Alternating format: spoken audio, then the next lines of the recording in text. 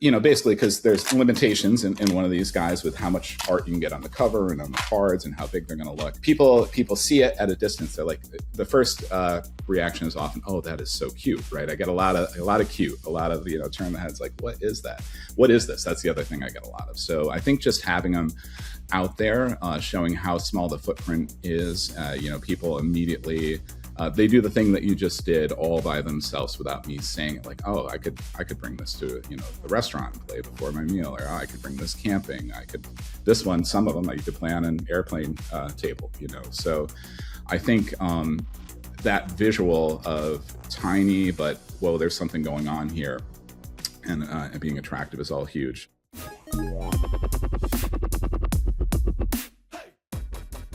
Hey everybody, and welcome to another awesome episode of Crowdfunding Nerds. I'm your host, Andrew Lowen, and I'm joined as always by Sean. And today we have a guest who has been on the podcast before, Galen McCown of Galen's Games, and we're here to talk about huge experiences in small packages, mint tin games, and all that. Welcome to the show, Galen. Welcome back. Thanks. It's good to be back.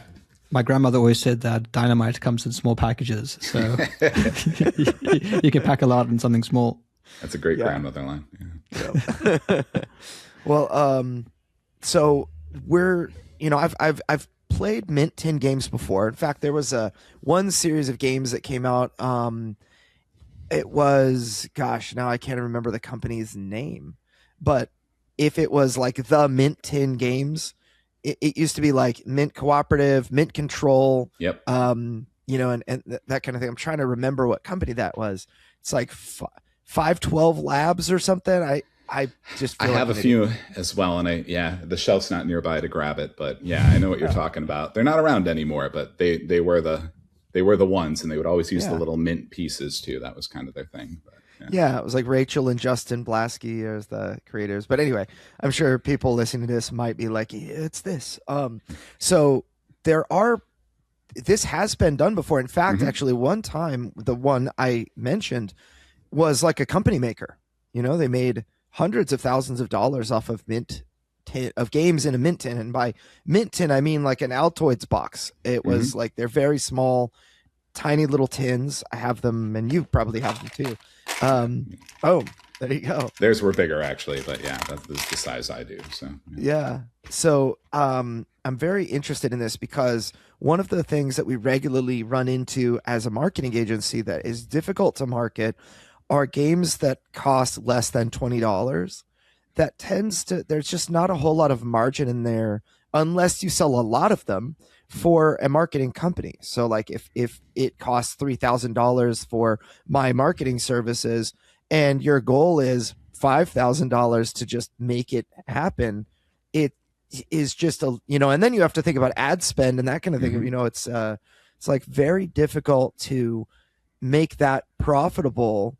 And so we tend not to take on a lot of those types of clients. Now, there are plenty of outliers, people that are looking for, to build an email list toward launch and then explode on launch day and make an, exponential amount of income. That's very common. And we do take those on. But you have an interesting system for how you make this profitable. And I thought maybe we could start there. I mean, maybe we should probably start with who are you and what are these mint tin things? But I'd love to get into that eventually.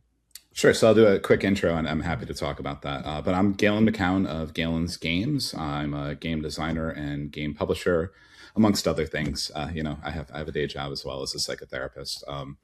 But I'm out of Syracuse, New York. I started this whole journey sometime around the pandemic, like a lot of people, and ran my first Kickstarter in 2022 with Super Snipers. You guys were along for the ride on that one as well.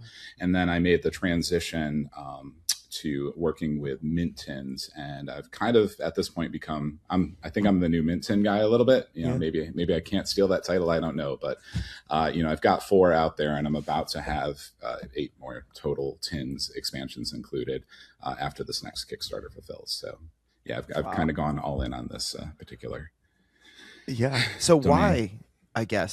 why did you see is there room in the mint tin space that you saw? What was your vision?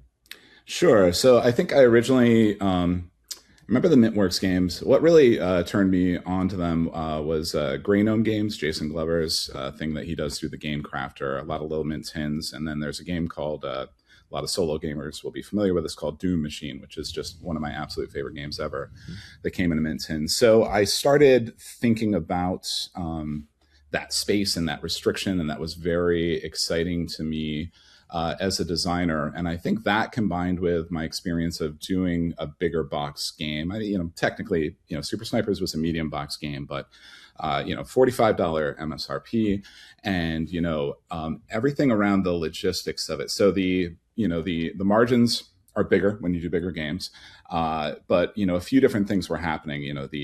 The freight costs are much more expensive. The shipping is much more expensive.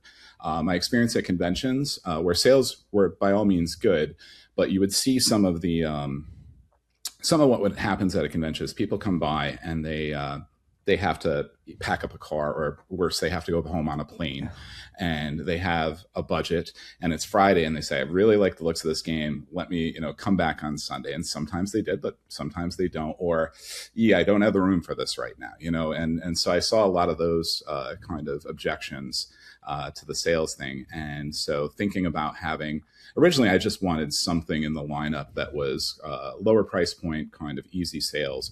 And that's the amazing thing about the mint tins is, I sell them for $16. So anything under 20 is an impulse buy very easily. And it's, if you have a pocket or a hoodie or a purse, you have room for my game, right? So that was good. The logistics around freight and shipping are much, much better with these small games too. So, and then, when we jump into the market, I'll talk about a bit more of the considerations around them as well. But. And then, Galen, I suppose we've seen a trend, particularly around Kickstarters, for things to get bigger, not smaller, where boxes are getting bigger, there's more miniatures, the campaigns are longer, there's more player counts. So it's very interesting that you kind of saw the industry. I imagine you saw this trend as well, and then your thinking was, actually, I'm going to go smaller, I'm going to do the other direction. How has the sort of general perception been with these games? Do you find people are kind of longing for something like this? I think you get to a stage of diminishing returns where, not another 50-hour campaign game with 500 miniatures I'm never going to paint. Maybe people are looking for something that has a smaller time commitment, smaller setup cost, and those types of mechanics. Yeah, no, I'm absolutely seeing that. I definitely feel caught a bit of a wave. Small box games are doing very well. All Play does a lot of small box stuff. Oink does amazing. Those guys make amazing stuff. They sell millions of games. There's definitely something going on with that. People are looking for, shelf space is at a premium. Again, if I don't have to make you think of, take on this game, I got all these big games on my shelf, it's easy, the ability to travel with them. There's definitely an appeal to casual and non-gamers, where people see these and like, oh, I could get my friend to play this. I could get my grandmother to play this kind of thing. So, there's definitely a space for it. I think they're on the ascendance overall. Small box games tend to be, and just with the logistics world and what we're looking at right now with fuel prices going up, what that's going to mean to shipping and all those things. I think it's a nice space to be. Also, you don't have to write 100,000 words like I do. Yeah, you don't have to do that, right? And you can't. When I go to conventions too, I just upgraded. I had a Prius for quite a while now. Now I've got a bigger car, but I can actually I can bring all my stuff with me. I don't have to have it shipped to the convention or shipped to the hotel or deal with all that stuff. Like I can fit thousands of these in my car, which is amazing. So that's awesome. So, as far as going to Kickstarter with a small product like this, so you sell them at a convention for 16. When you go to Kickstarter with one single, I know and we'll get into part of your strategy being having multiple games in a single Kickstarter, but if I just wanted one of them, what would it cost on a Kickstarter?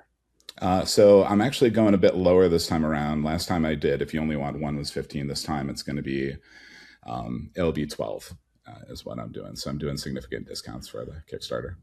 Cool. And which is nice because it's a direct sale that you can, get large margins on and whatnot. If you don't mind me asking, what does it cost to produce? Oh, not at all. So that, if you don't mind, I'll go a little bit into this too, because that is another huge advantage. So, and we'll talk about this marketing too. So I don't just make one mint tin, I make 4 at a time, right? And that's what I did the first time around. This time around, I'm doing 4 new ones, but also 2 expansions for the first series and 2 for the others. And what happens is when you go to manufacturers, so, quickly backtracking on that too, last time I printed 2,000 of each game, which 2,000 of a game isn't a lot, but I'm printing 8,000 games overall, which is a significant number. And so the conversations, this is a time to really talk to manufacturers and make your case, play them off each other a little bit, because I'm making 8,000 games. They all have the same size tin. They're all using PVC cards. This is what the rule books are like. And you start to thinking about shared resources, right? Can I get the price points for these things that they're sharing, the dice, et cetera, that are at, 8,000 units as opposed to 2,000. And so you can get it down quite a bit. So the manufacturer I work with looks at the overall picture and then gives me a price per tin. We're not separating them out. Like, some of them may have less components, but they come up with a base. And so last time around, actually both times, it's about $1.46 a tin. So it's very cheap. That's awesome. Yeah. And then what's it cost? Do you estimate to get this from, let's say, the stock from the China to the US? Yeah. Do you estimate like landed cost per unit or anything like that? Yeah. So landed cost is it's a rounding, sure. So I'm going to say that puts it up to about 2. And then, last time around, the tariffs ended up being about 42 cents a copy. It's going to be cheaper this time around. I shouldn't say that. Who knows what's going to happen, but should be cheaper this time around. That was nice too. I landed, like a lot of people, the tariffs came. Again, with the smaller manufacturing cost, my overall bill was about $6,000, which it was $6,000 I wasn't planning on paying, so that was significant. It's still a big deal, but you look at like Dave Beck with Luthier, and he was he was on for $500,000 if he tried to deliver right when they were at their highest. So a little less risk there. That's brutal. Yeah. Yes.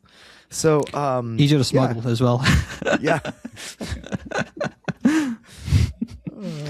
So I know that we're running your marketing campaign, and some of the messaging that's really, I think, standing out in your campaign is the fact that the cards are this UV plastic type, and that it's waterproof. And I think it really appeals to this type of game, because I imagine a lot of people will be taking these games on vacation, might be playing it by a pool or on the beach. So the fact that they're durable, I think, is really appealing to people. Maybe that's something for game designers listening as well, is that your game can exist outside of the table space. It can exist on the floor. It can exist on the beach.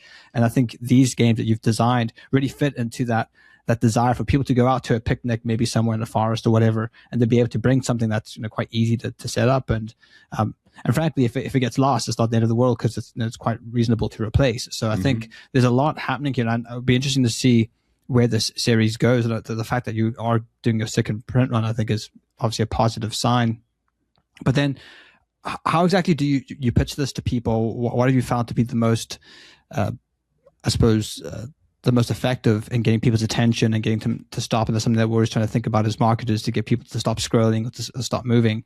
Has there been something in particular you've noticed at conventions that get people to sort of stop and pay attention?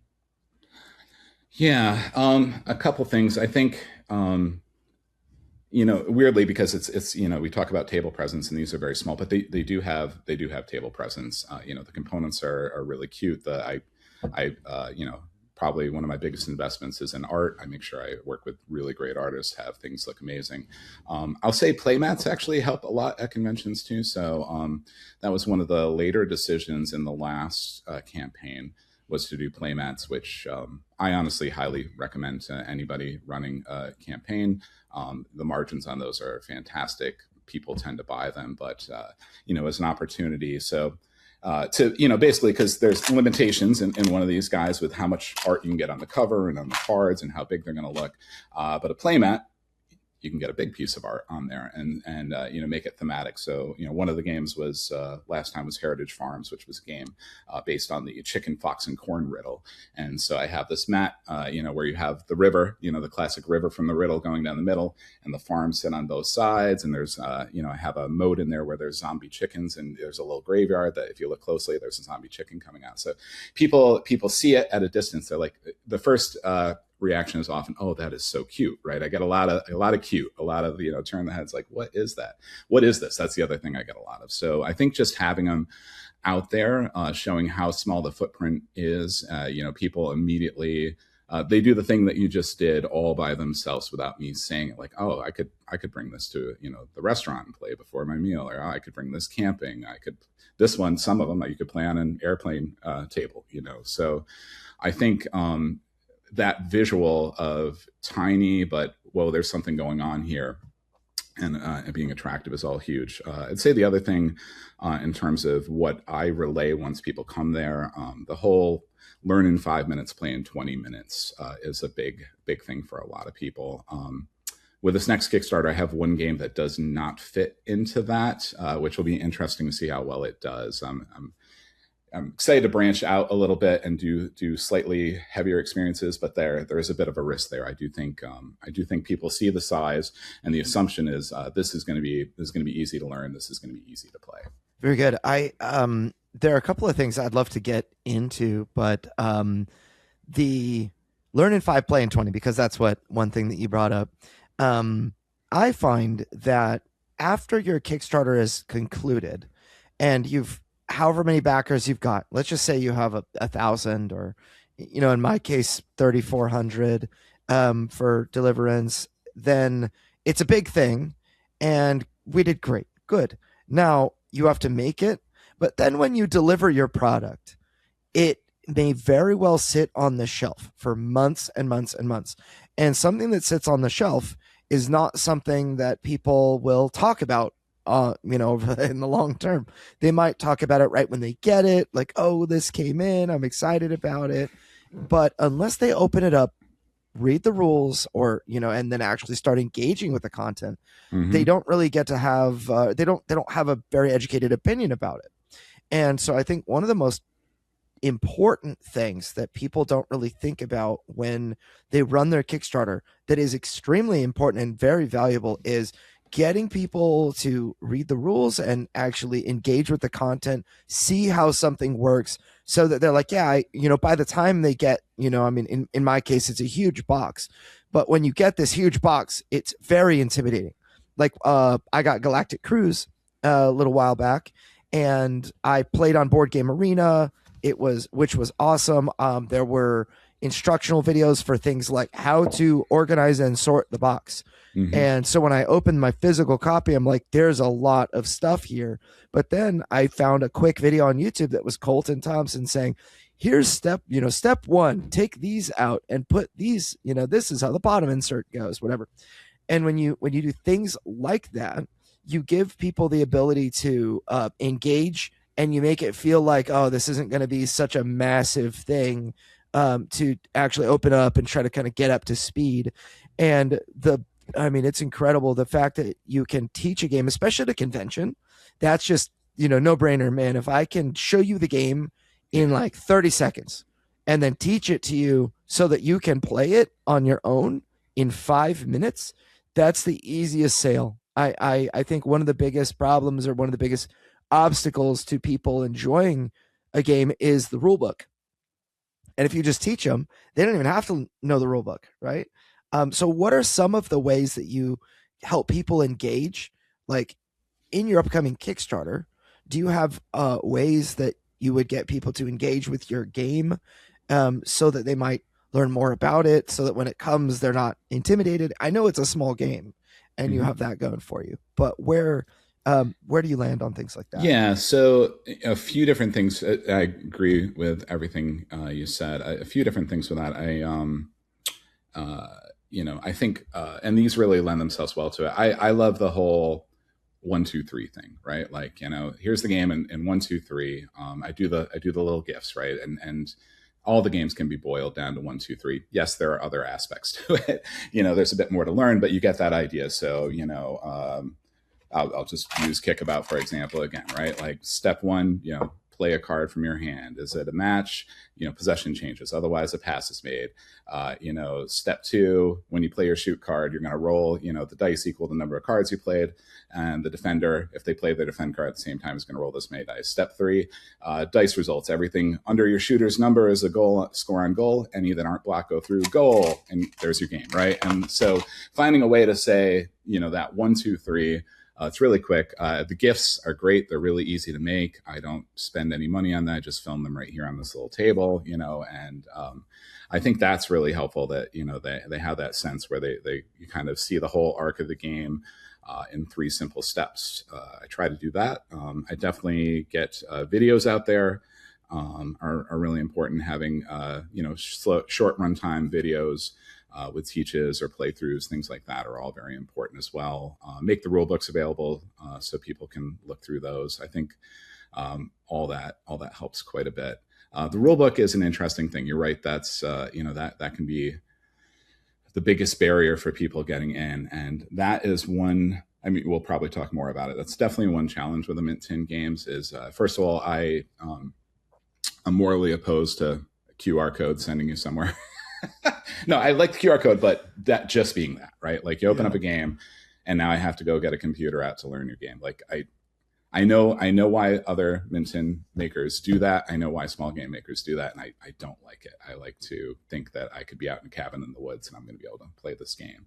And so, but with that, those rule books are small, space is tight. You have to keep the wording legible. And what I find is the style of rule book I need to do, they're complete. All the rules are in there, but I don't have the space to do what good larger books do, which is reinforce things, right? Like, being able to big repeat examples, images, yeah. I mean, I get some of that for sure. You got to do some images, right? But multiple examples. Reinforcing the rules, addressing the exceptions that people might have in their head, even though you haven't put them out there. That's a big one. Like, oh, I just assumed I could do that. Well, I didn't tell you could do that. What do you? But that happens with the rule books. And if you're smart and you say, you don't reshuffle your cards because you've watched a million playtests and people go to reshuffle their cards at this point, even though you didn't tell them to do it. That's just like their natural inclination. Some of that stuff can be tough to fit in there. So overall, I think the rule books have done a great job. I definitely doing a reprint of the first series now, and you made some small changes based on some feedback around that. Reference cards are your friend as well, but yeah.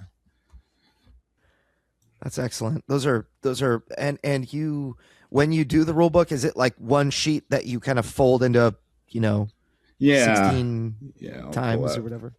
Yeah, so often 6 or 8 panel ones I think are quite often. Let me see if I can get one out here. So this is a Game Crafter one, right? But they fold up into the little folio here. So okay, you got your rules. So there's room for examples. You can do it. But I think this is an 8. Nope, 6 and double-sided. Yeah. So Galen, when it comes to these different games, they all have different themes. What was your thinking behind that? Because I know you've done like sort of like a sci-fi, shooter in the past with your super snipers. What was the intention? I suppose because you could have done everything in the sci-fi theme or everything in a World War II theme or whatever theme you like, but you very intentionally have these different themes. What was your sort of thinking process behind doing that rather than just kind of focusing on maybe one genre or one theme of game? Yeah. I think focusing on one genre would work. I mean, to do Grey Gnome games, right? Like, everything Jason Glover does is that dungeon crawling type of experience. I mean, it branches out maybe a little bit into more of a Road Warrior thing with like Dust Runner or something, but very, very similar art style, similar kind of thematics, and solo experiences. So there's an advantage to having a very defined experience. It's not a good marketing answer, but I don't want to be bored as one of them. I like to do lots of things. I like variety, but I will sell the positives of it. I think you know, more or less anybody who stops at, I think a lot of the convention tables, right? I mean, I do think about, you know, selling on Amazon. I think about the Kickstarter as well, but I want everybody to come up and they see something that appeals to them, right? Like I hear what kind of games you're into and I have something to offer you. I think that having that kind of variety, having, you know, that options like that is a lot of fun. I think the variety in art styles is a lot of fun too. You know, different things appeal to different people. And so that's been really fun to see. And also just, you know, putting these out and every one of these someone, you know, is someone's favorite, right? There's no consensus that, oh, we all just want this one game. That every one of them appeals to somebody out there. So, you know, I pair by theme a little bit in terms of the marketing for the Kickstarter. Like last time, you know, there's you can get all the games for a discount, but then I bundle two of them together. My hope being that people minimally go for the bundle, you know, like, and so, you know, if you buy this one head-to-head battle game, I've got another head-to-head battle game, you know, different theme, different art, but same type of experience. So you're more into strategy, you know, this is your pairing over here. A quick thing I did with that too, it was actually just so when I ran the first Kickstarter and I was coming up with stretch goals, and I did stretch goals entirely as add-ons, you know, a new add-on that was available at a discounted price during the Kickstarter. And that worked really, really well. And so when I was doing the playmats, somebody had asked, you know, like, oh, can you put two games on the playmat? You know, you got two sides to this thing. And I said, sure, I guess I could do that. And that has ended up being a really good decision and tool for me. So, you know, you're really interested in Heritage Farms, you see the chicken fox corn riddle. Well, hey, if you like that, on the other side of this mat that you're buying anyway is you know, the mat for Bird in Arizona. Do you want to see that game? And they more often than not walk away with both in the mat. So that's been helpful. Yeah, that's pretty really clever. smart. It kind of reminds me of like an arcade where you kind of go in and there'd be all these different games, and you might flavor, you know, the selection of games, but then kind of focus on one. Was that an inspiration at all, just or any type of maybe video games where, you know, there was different games within a game, so to speak? Oh, I see what you're saying. No, that wasn't one of the inspirations. I think too, you know, these aren't all, you know, some of these are my designs. Others I've signed. You know, I've gone to the point of being a publisher where I accept submissions and develop other people's games, which has been a lot of fun. I like development way more than I thought I would. It's really enjoyable. So, you know, a lot of times the theme comes with it. We've rethemed as well. But yeah, I like a variety of things, and you know, a lot of other people do too. So. That's awesome. Now, kind of as a follow up to this, the one of the challenges of marketing a Kickstarter like this, really any Kickstarter that has multiple games with different themes, is a challenge. Can be difficult to market, and that is oftentimes because when you are selling one thing that's, you know, going to interest, let's just say it's World War II, whatever, or like you had right there, soccer, you know, that is very interesting to a slice of people that will see the Kickstarter page. And if you're advertising that, then maybe World War II doesn't seem so interesting to that group of people. And so there's this challenge of marketing multiple different things in a bundle. So if you really like soccer, and, you know, it's not a given that they would try the others. And one thing that you've already mentioned is that and I love is, and I'd love to like re-emphasize it, is that you have pairings. So you make four things and you have a pairing that is, if you like this head-to-head battle game, like the soccer game, then you might like this other head-to-head battle game, which could be, you know, whatever, two snipers in World War II, you know, in the bell towers opposite of each other. I don't know. But you have, I think that is a really strong, compelling reason that somebody might just say, oh yeah, you know, given that it's an impulse, if I, you know, $12, if I get two of them, $24 for the bundle, then yeah, I'll just go for it. You know, if I really like one of them. And so I think that that's really smart. But what are some other things you've learned in regard to marketing multiple games in the same Kickstarter? Because this is now your second time going with this mint-in strategy and multiple games. Would love to get some insight into how you market multiple games. I think we've mentioned probably most of what I'm thinking about, which honestly, there's the pairings and then the discounts, right? The idea that you get all 4 games. Last time around, it was you could buy an individual game for 15, you get 2 for 24, or hey, get all 4 for 40, right? And so I think there's that.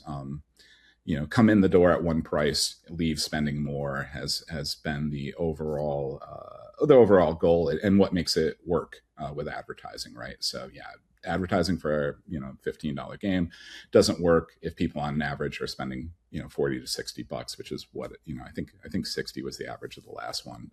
It all of a sudden makes sense. I think I don't know that I have much more than that. That people are excited by it. They're again, the idea of the ease of teach to other people quite often. And this is true for 2-player games as well. Kind of the biggest hurdle I see for 2-player games is who do they imagine themselves playing this with, right? Like I may appeal to you, Andrew. You may love World War II, but when you bring it home, your wife's not going to play the game with you. I'm not saying that's true or not, but that you want to be able to have a sense of like, okay, no, I'm going to be able to get this to the table with this person, or this person would play this game with me and really enjoy it. And that's where, again, the variety kind of helps people find that option. So hopefully I kind of answered the question there. Yeah. Yeah. And also something that you mentioned was the neoprene mat. I think that that's such a smart idea. Just having an add-on that also works for the other game, that's super duper smart. Just having it because it's stitched and able to be printed on both sides. And it's not that much more expensive to do that, is it? No, it's super minor. I think the difference might have been 10 or 12 cents or something like that per mat. Yeah, it was very minor. The mats are very cheap to produce and easy to sell at a good margin. So I like having those around those and the ability for it to sell the other game has been really the biggest thing. Hey, Crowdfunding Nerds, it's Andrew Lowen, and I wanted to introduce you guys to the Crowdfunding Nerds Academy. If you don't know, we have a do-it-yourself course system that will teach you how to build, excite, and prepare a crowd to fund you on your launch day, and that is our goal. I have used these systems to help raise over $30 million for tabletop campaigns, over 200 tabletop crowdfunding campaigns since 2019. I've generated over $100 million through e-commerce sales using these processes. These courses teach you how to replicate our results. They're made for the small creator.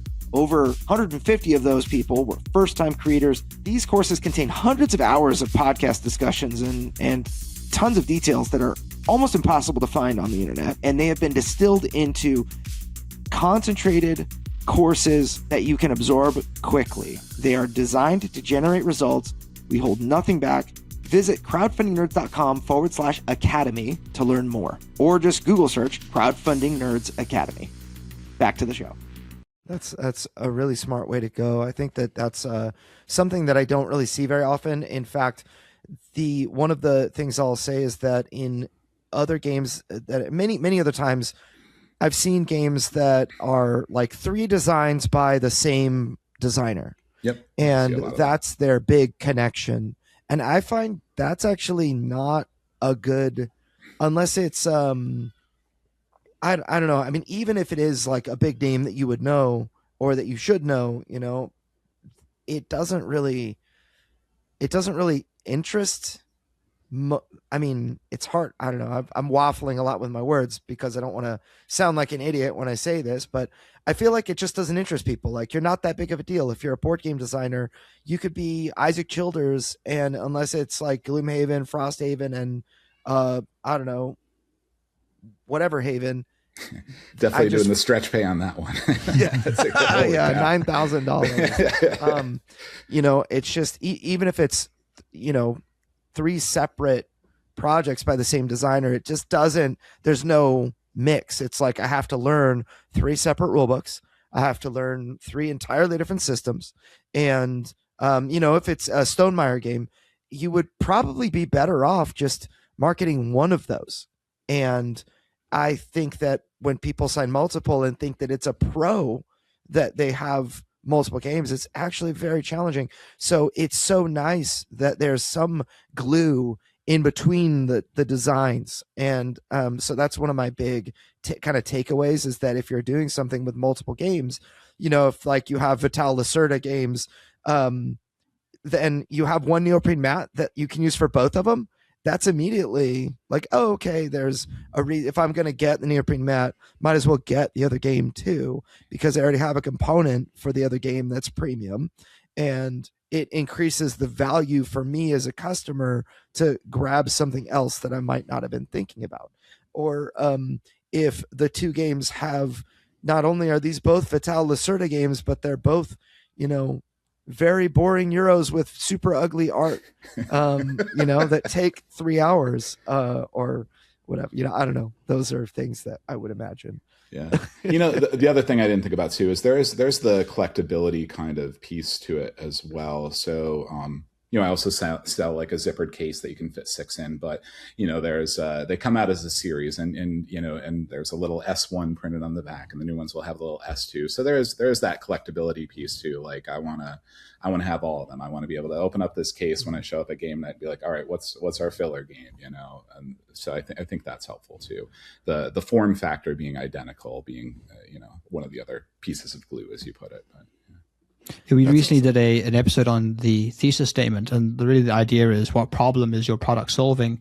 And I think for games, the key thing you have to kind of convince people of is that, well, you're solving the problem of boredom, so you have to sort of be able to show that these games are engaging. But I think what your Mint series does as well is you've added like an extra sort of value add here, is that it solves the problem of storage, which we've covered, the problem of transporting, the problem of maybe the price. Some games are getting quite bulky and price wise, so it's solving a lot of problems. But I think another thing that maybe we shouldn't overlook is that this series makes a great gift bundle. So it also solves the problem of, what I'm going to get someone for their birthday, or for what I'm going to throw in the kids' stockings for Christmas. This is a wonderful thing you can just pick up and just throw each game in a different stocking for one of your kids. I think that there's so much room here for gift giving. It's almost like there's so much appeal just for a wider demographic, and this is what we find to be one of the strongest cases for e-commerce, is not just selling a game for the target audience, but to say, hey, this is actually a great game because of its theme for anyone who likes this type of theme in this game. So I really feel like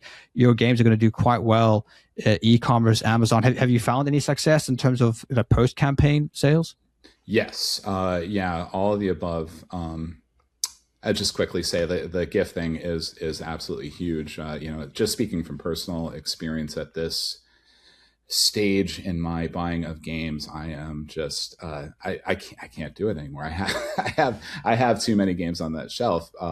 But I miss that dopamine hit of buying them, and so when I see a gift that's an obvious gift, I get so excited. I'm like, oh, I get to buy a game again. This is fun. Let's do this.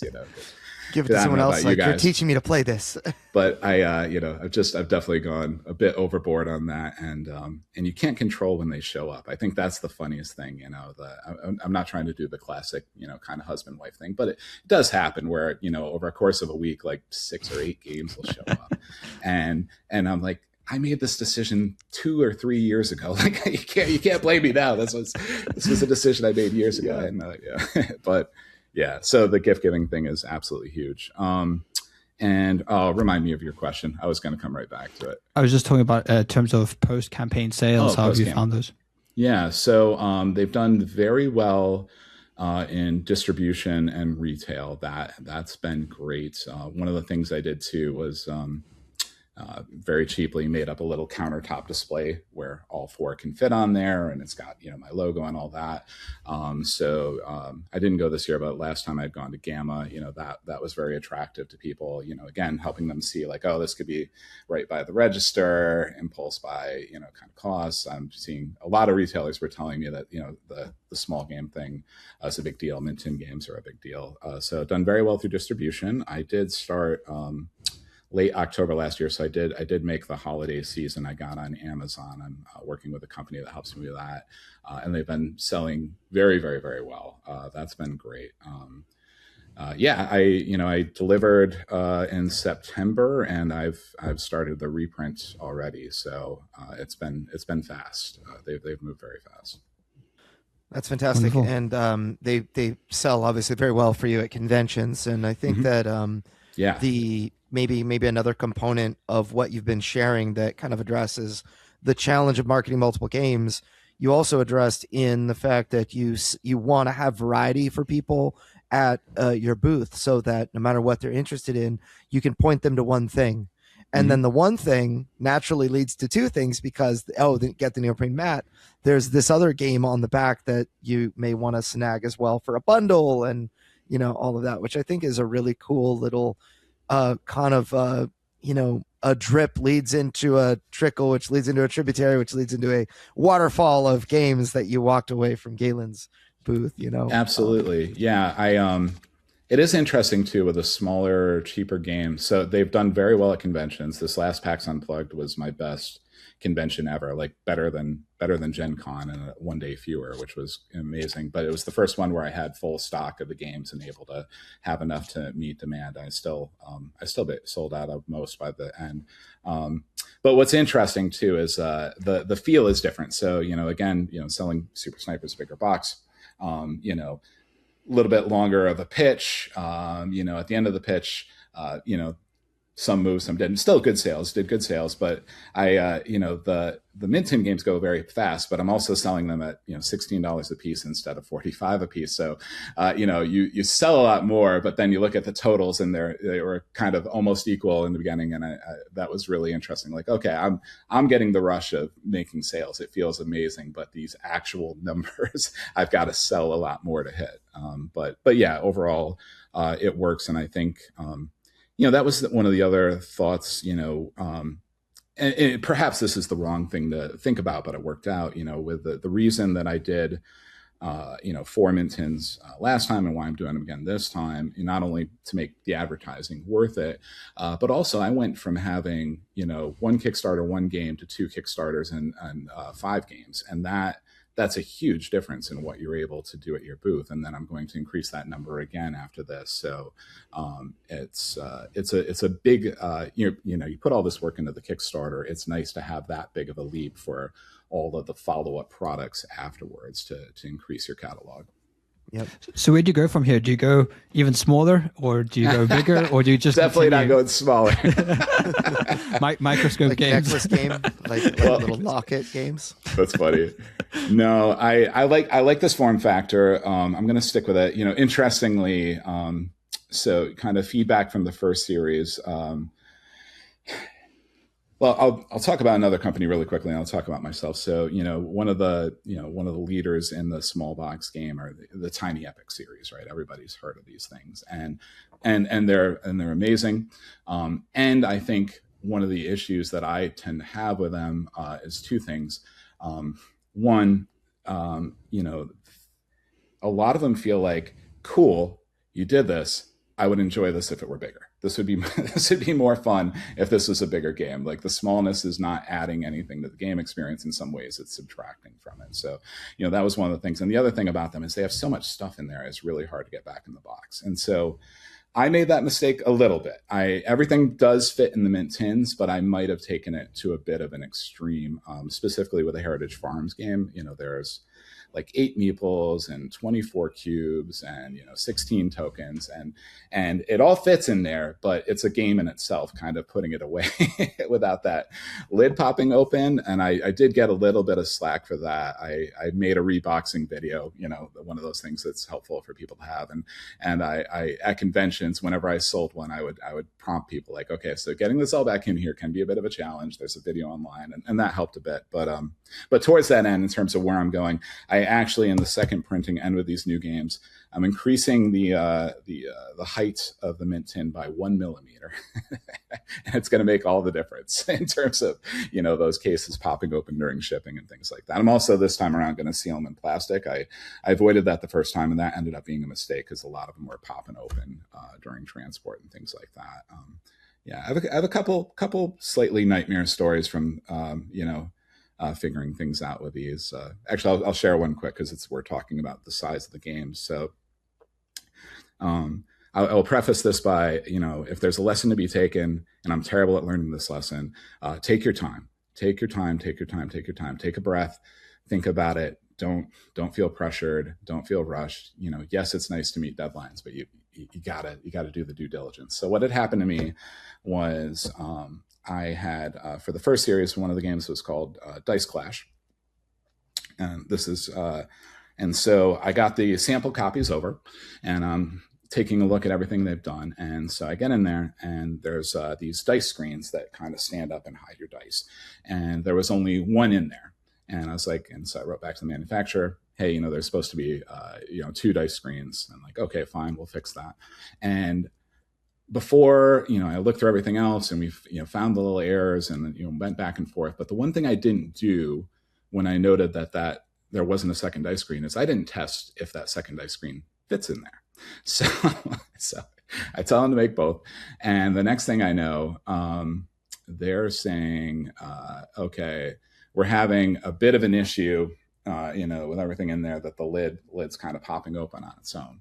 And, and here's, again, never rush. Don't rush. You got to think about it first. What do you want to do? Here's a couple possible solutions.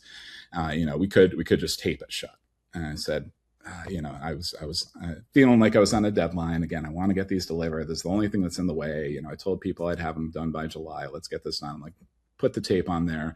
I'll apologize. The dice screens were added at the last minute. It's kind of a gift to people anyways. Your gift doesn't fully fit in the box. You might have to rubber band this, wrong decision. Right. And so I say that and things are moving forward. And I tell my backers, and, people seem to understand and everything. And then, so the freight goes out, and I get an email from my freight agent and says, your manufacturer turned around the boat going to the US at their own cost. I don't know anything else about it. I'm like, what, it was like, I just told people it's on the boat, it's on its way. And they turned the boat around. I'm like, what the hell's going on? And of course, it's China. So we're like 11 hours off. I have to wait till the next day to get any answer. And what had happened is they had some that they noted that their stock that hadn't gone out yet, that they still had at the warehouse, they were all just popping open. Like all the dice clashes were, the tape wasn't holding, and these things are popping open. They're like, we thought this was a big enough deal that we needed to bring this back. And I'm like, okay, yes, good choice, right? Like that was not going to work out. And so I had to change all the dice from 12 millimeters to 10 millimeters. So, 2,000 games, 16 dice, all had to be replaced with new dice, right? So extra cost there. And then also the ship that was going to the UK had not been turned around. It had left earlier. So I had to coordinate with my fulfillment partner, Spiral Galaxy in the UK, to ship them the new dice and pay them to switch them all out in those 2,000 copies. So yeah, don't rush. But that space it's very serious. You really have to do the due diligence about making sure things fit. That's brutal, but really, really good lesson. I think that what I find in general is timelines. Even like for me, my latest Kickstarter, I set myself enough time to make this happen, and I thought, and now here we are delaying, and tariffs happen, and other things like out of our control. But I know that at the end of the day, the thing that matters the most is that when they receive the product, they've already waited 18 months. What is 20 months or 24? If they've already waited so long, they care more, by far, orders of magnitude more, about a higher quality product than a product delivered quickly. And so it's in every case. There's not one case I can think of where there are individual people that will whine about it here and there, but they will always be in the vast minority. And I just think some people like to complain.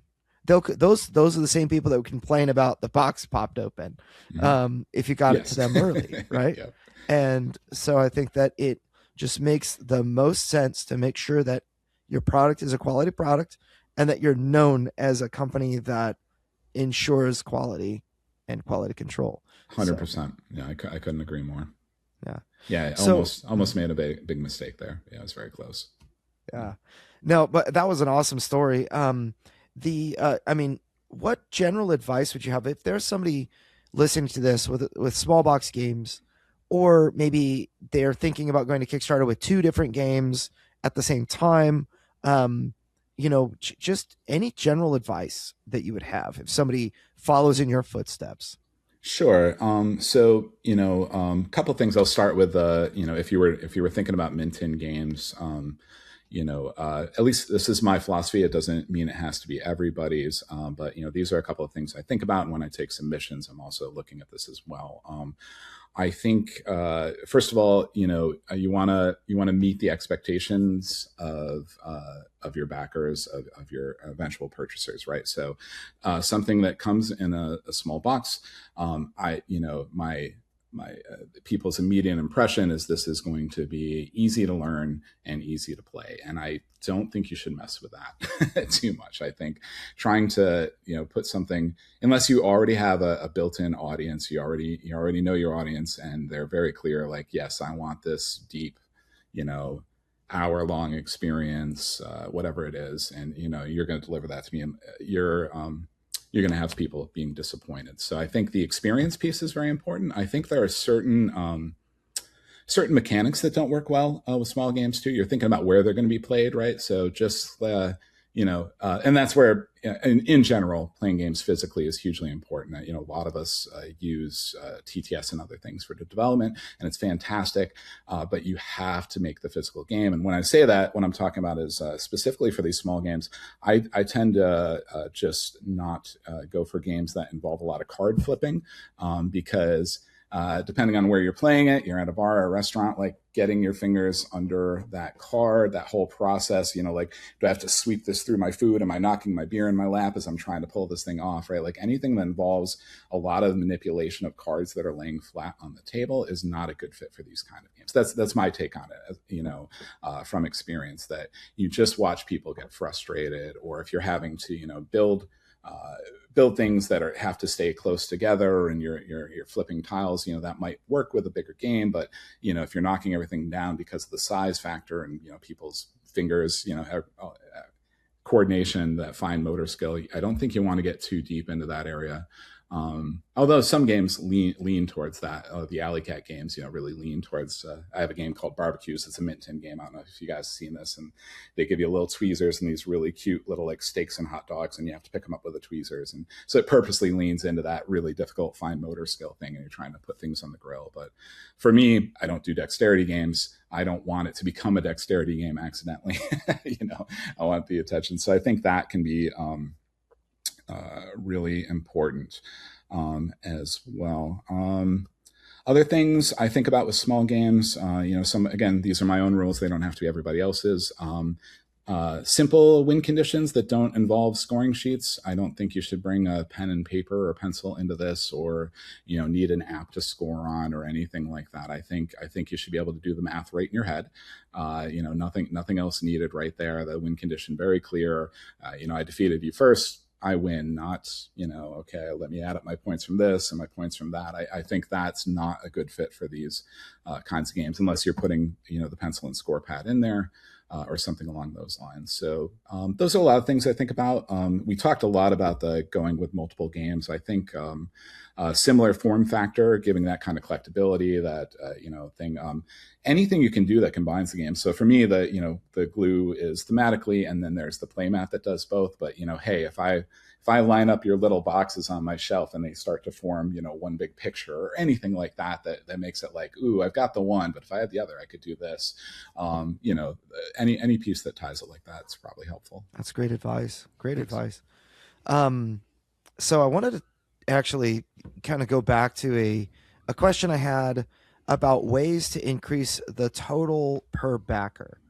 And we talked about a bundle of games, but other ideas, because one of the kind of key concepts that I'd love people to really take away from like every podcast that we ever run ever is it's easy to make like one transaction per backer.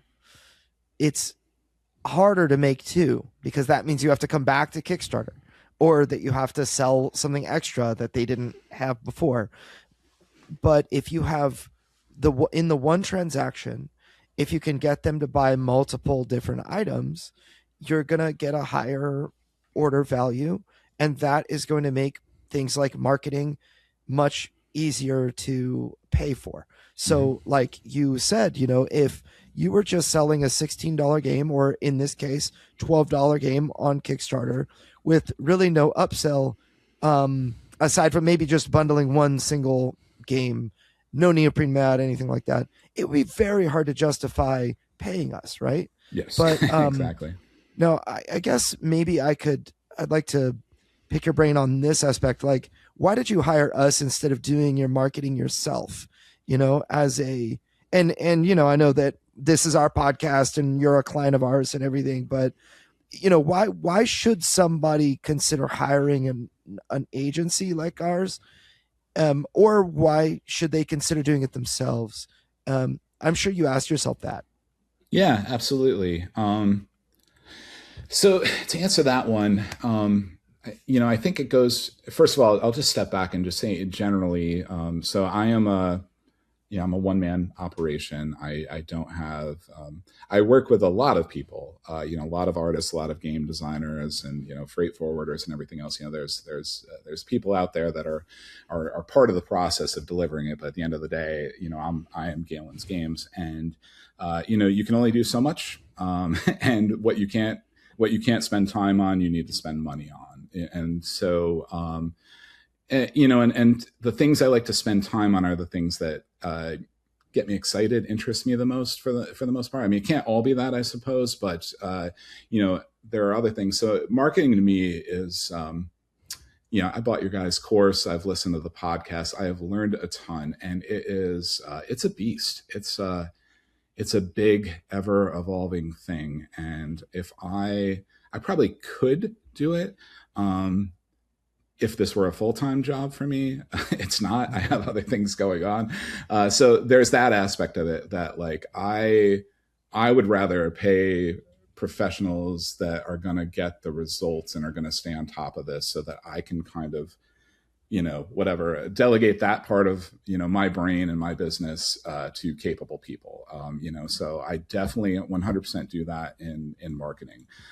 You know, some of the other stuff, you know, first Kickstarter, I paid for everything because I didn't know what was going to work, what wasn't going to work. And I didn't want to take chances on anything. Right. So I had, you know, the best video, and I paid for the marketing, and I paid for all the paid preview stuff and everything like that. And I did a lot of things, and I learned a lot from it. And, you know, you don't have to do everything. I know I'm going a little bit off. I'll come back, but you know, the second time around, there was I relaxed a bit with that because I had spent, you know, so much money on super snipers, which I'm very glad I did. Again, it was kind of like paying for a college course or something, you know, or more like a year. But, you know, I learned a lot from it. But the second time around, I was just much more relaxed about it. I said, you know, I'm not going to spend, you know, insane amounts on all the preview stuff. I'm not going to go, you know, I'm going to make the video with a friend who can do it cheaper, or I'm going to make, you know, my own gifts and, you know,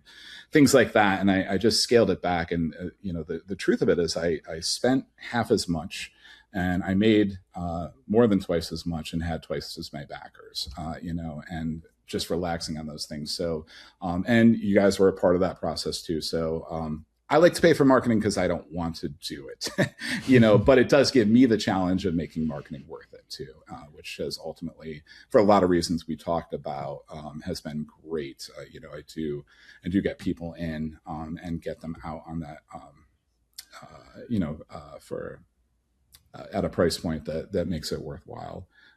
Apologize. It's some late nights, early mornings here. Remind me of the first question we started with again. Yeah. Well, I guess I'm really kind of intrigued about what you're sharing. Just sometimes I'm, as a marketer, so close to the trees, it's hard to see the forest in front of me. And I think that, you know, as a creator, as a publisher that goes to Kickstarter, I think it's really cool to hear how you try to save money in marketing, and because marketing is really a black hole, you know, with a nice premium video and then an ad agency running your ads, and you can spend a ton of money on Facebook, and why stop at Facebook? You know, TikTok, and you've got influencers, you've got paid previewers that will happily take your money and review your product. None of them really, I guess, as an agency, of course, I have to promise results, not promise results. I have to deliver results. Otherwise you're not going to continue using us. Right. Mm-hmm. But, you know, like if somebody creates a video, they could make a banger video that's awesome that nobody really watches. Right. And so they're not kind of the results are tied into how you use that. And also, I guess maybe you mentioned the video, but where did you spend in Super Snipers that you decided to cut back in your Mint Tin games? You know what I mean? Sure. Let's see. A couple of different places. I think the video was one. The overall number of previewers, I scaled back on. Creating previewer copies is expensive. And I cut a lot of corners. I saved a lot there too, just in smart use of the game crafter. It's something I could talk about too, if we wanted to. But yeah, so fewer preview copies, fewer previewers, much less paid previews. Definitely still some. I think there's some value in that, but scaled back on that as well. Even with you guys, I learned enough. I know how to make my own landing page now. I learned that lesson. So I'm not going to make you guys do that again. Save a couple bucks there. A lot of little things. I think also there were, in terms of everybody who pops up out of the woodwork and, hey, do you want to advertise here? Do you want to advertise there? You can do a giveaway here. Limiting that just to the ones that seem to produce some results. So I think the only I did a ton of different ones for Super Snipers, and this time around I'm really just doing like the Board Game Revolution package or whatever. Show up in the email when it's launching, do the giveaway, and again for late pledge. And that that one seemed to produce for me last time. I saw a lot of results from that. So part of it was just weaning out things that weren't working, and part of it was just giving myself, I think also with the manufacturing cost of these and that whole game we have to play with, here's my funding goal. This is what I'm actually trying to do. This is what's worthwhile to me. I know I can sell these post Kickstarter, so I'm a little bit more relaxed on that. I don't, it's helpful to do Kickstarter. It's a fantastic marketing tool. It does help me, pay for the production of the games, and all that is important. But I'm a bit relaxed on this need to just hit it out of the park. And I think that relaxation causes me, actually to be more successsul. One great thing about doing your first Mint Tin series, running your advertising campaign, doing this one, is that we have so much data because we can look at that campaign and we can just take the exact same messaging to a degree and just port it over to here, and a lot of it synchronizes and still performs well. So that's been very helpful. And my existing email list is still a great email list that we're just adding to. So yeah, that makes a big difference too. Building. First, Super Snipers was built from scratch, and at this point I'm around 3,500 emails on my list, and they're all, not all, but they're very good emails because, selling very similar product. So it's an investment into the future of your growing business. Absolutely. So Galen, where can people learn more about you and the games you're producing? Where can people kind of connect with you and what you're getting up to? Sure. So my website's a great spot, www.galensgames.com. You can also find me on Facebook. The website's got great links for everything. You'll find the games there, how to play videos. Everything's playable on Tabletop Simulator, links to the Discord, et cetera, et cetera. And I'm sure in the show notes we'll have a link to the current Kickstarter, which is coming out March 24th, 2026. So just a week from tomorrow. That's awesome. All right. Well, you heard it here. Thank you so much, Galen, for joining us. And thank you to Tabletone, our sponsor, for sticking with us. And we'll catch you in the next episode, nerds. Hey, Crowdfunding Nerds. If you're looking for an awesome fulfillment partner for U.S. shipping, you should really consider Bridge Distribution and Fulfillment. I personally use them. I've used them for multiple projects. They do such a great job. They also can fulfill Amazon orders and get you prepped for Amazon and their warehousing team. I have been so happy using Bridge Distribution. I'm really proud that they're sponsoring us. If you reach out, bridgedist.com, that's bridge, DIST.com, let them know we sent you.